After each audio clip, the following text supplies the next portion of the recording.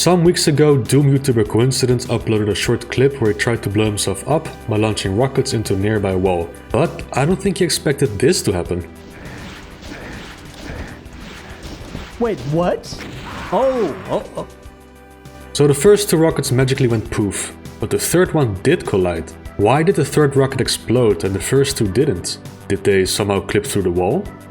It has also happened to me a couple of times, like here during Hero Review 2's map 19, back to Saturn X episode 1's map 31. This isn't only limited to rockets, this can happen to any type of projectile. Here in Plutonium 2 map 2, this Revenant missile vanished into the wall.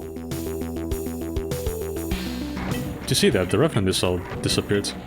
Should analyze it one day. If you've seen the video about no clipping Mancubus fireballs, you know that the rocket's collision box is too big to pass through walls, but they are definitely not no clipping. Something in the code is telling the projectile to disappear without exploding. When are projectiles ever meant to disappear without exploding anyway? If you've played Doom long enough, you know that shooting projectiles into the sky causes them to go poof. Well, sky walls only. In the rare occasion that the projectile flies up and hits the sky ceiling, it will still explode. I guess its software didn't take into account that auto-aim can cause projectiles to fly upwards? I don't know. So what do sky walls have to do with projectiles disappearing into walls? These walls are clearly solid with no sky texture applied. Let's take a look how exactly Doom skies work. It's really easy. All you need to do is set the ceiling texture to F-Sky1. This texture is hard-coded in the engine to display the sky effect whenever applied to floors or ceilings.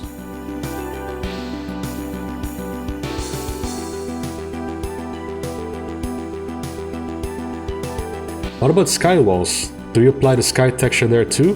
Nope, rookie mistake. It gets a bit more complicated than that. In Doom, a wall is a line. With a wall like this, you can set a middle texture. A line can also border two sectors. Depending on the neighboring sector's height, you can also set a lower and upper wall texture.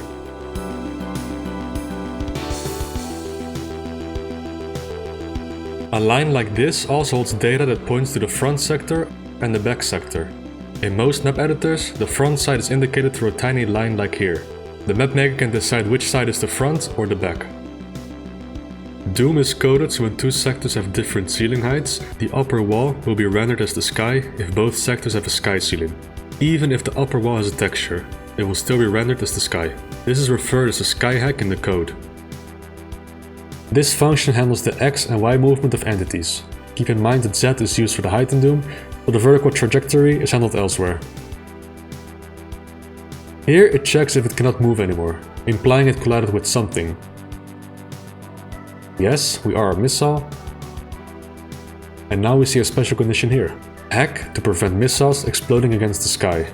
The condition checks the line it collided with and checks if the sector behind the line has a sky texture. If it does, remove the entity. Interestingly enough, the sector in front of the line doesn't need to have a sky ceiling, so if you mess up which way the line points to the back sector, the projectile will disappear into a wall that isn't rendered as the sky. The oversight here is that it doesn't check if it hits an upper wall or a lower wall, so shooting the lower wall that is clearly not the sky will also cause projectiles to vanish. Let's go through the examples we showed at the beginning of the video. In Hero Review 2's map 19, the line here has a sky ceiling as its back sector. As explained earlier, it doesn't matter if the front one is not a sky. In Back to Saturn X map 31, the same thing is happening. The line's back sector has a sky ceiling. And here in Plutonium 2 map 2, we once again got this line's back sector containing a sky ceiling. As for coincidence footage, the place where he shot the missiles has a line between two sectors that both differ in height. But hold on a second, Pumpkin Man. Why did the third rocket explode? Why didn't the game apply the sky hack logic? To answer that question, we must take a look at how entities move around. For each tick, the game attempts to move an entity to its new position. If this fails, the movement is denied and collision will be handled.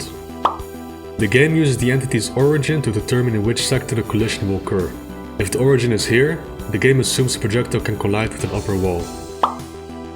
Otherwise, the game assumes it collided above the ceiling somewhere. The sky hack check is skipped later on, because the ceiling line variable is never set. So, in the end, it's all about the distance the projectile was shot from.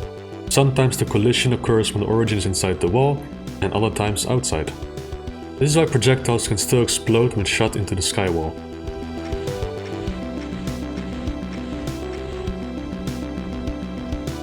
There is another instance where projectiles will ignore the skyhack. Whenever a projectile spawned in Doom, it first checks if the projectile has room to spawn before the movement code is handled. If there is no space, it will immediately explode.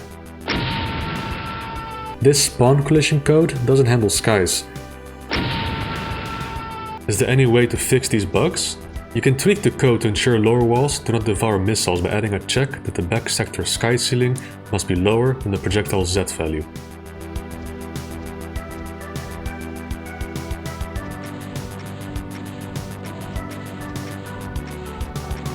As for the origin check, I don't think there's an easy fix for this. Maybe check the collision box instead of the origin and see if it made contact with the skywall? As a mapper, you can also sort of prevent this from happening. If you've got two sectors and only one of them is using a sky ceiling, make sure the line's back sector is not the one with the sky.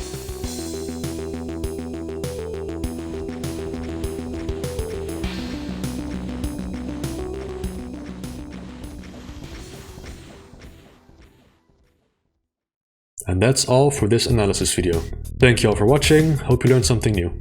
I'd like to acknowledge my lovely patrons and YouTube members for the never-ending support, and time for everyone's favorite part of the video, the patron shoutouts. 19 Day, Agonizing Rectal Pain, Andrew Dunai, Andrew Riz, Andrew Yukimchuk, Andriy Diklin aka Mac Hauser, Anthony Sicko, Art Cox, Beaks Make Me Coom, Ben Langley, Bitcore, Bunderstorm, Kappa Bitch, Carlton Hart, Chief Kotrake, Choose Your Fights, Cyprian Russen, Erwin Wolf, For Ho-Oh the Bells Troll, Francis T218, Jeffrey Catalan, John Guy, Joseph Shans, Katsune Teku, Kirill Gorobets, Matthias Zippert, Max Payne 67, Menopause Bussy, Mr. Charon, Neko Ninja Core, Nighthawk 71, Pete Peterse, Pix Drift, Pyroshi, Quake Gamer 632, Raven King, Ryan Quinn, Riley, Robert Wakely, Salt Bad Guy, Sam Ashton Palatina, Shane Larson, Chazarat, Space Duck, Specteer, Steak Jacobs,